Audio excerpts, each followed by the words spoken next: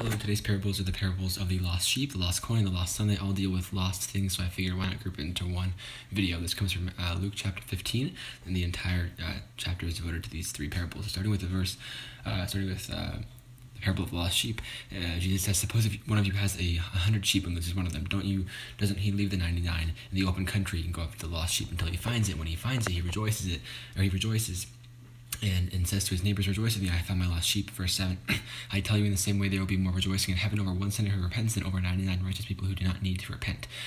Verse 8, parable of the lost coin. So, parable of the lost coin. A woman has 10 silver coins. She loses one. She lights a lamp and sweeps the entire house and searches carefully until she finds it. When she finds it, she says to her neighbors, rejoice with me, I found my lost coin. Verse 10, in the same way I tell you, there is rejoicing in the presence of the angels of God over one sinner who repents. Verse 11, the parable of the lost son, also called the parable of the prodigal son. Prodigal just means wastefully extravagant or lavish and whatnot. So a man has two sons. One son asks for his inheritance early, which is kind of a disrespectful thing to do. But the father says, "Okay, here's your inheritance."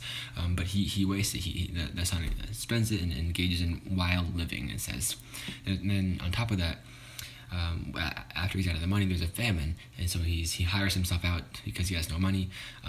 And he's even gets so hungry that he desires see what the pigs are eating. So he's like, back at home, my father has food to spare.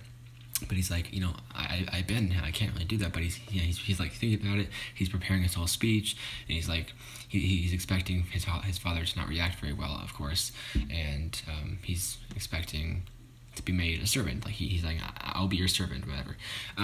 So when he does return home, his father sees him from a distance and runs toward him and is filled with compassion, and he throws his arms around him and kisses him. And the son's like, I'm not worthy to be called your son. But the father's like, says to his servants, bring the best robe, put on him, put a ring on his finger, sandals on his feet. Let's kill the fattened calf and have a feast and celebrate. The older son is in the field, and when he hears about this, he's indignant. He's like, this is not right. I'm always with you, Father.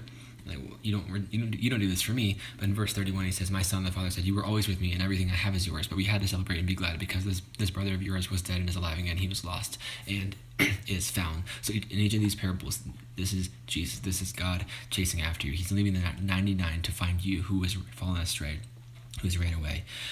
In the parable of the lost coin, he's the one searching for you. In the parable of the lost son, he's the one welcoming you back home after you've squandered your wealth, after you've turned away from him. This is God, and God leaves. This is the reckless love of God, in the sense that he leaves all these things to go search after you. That's how much he loves you. That is how much you are worth to him, and that is the love of God for you.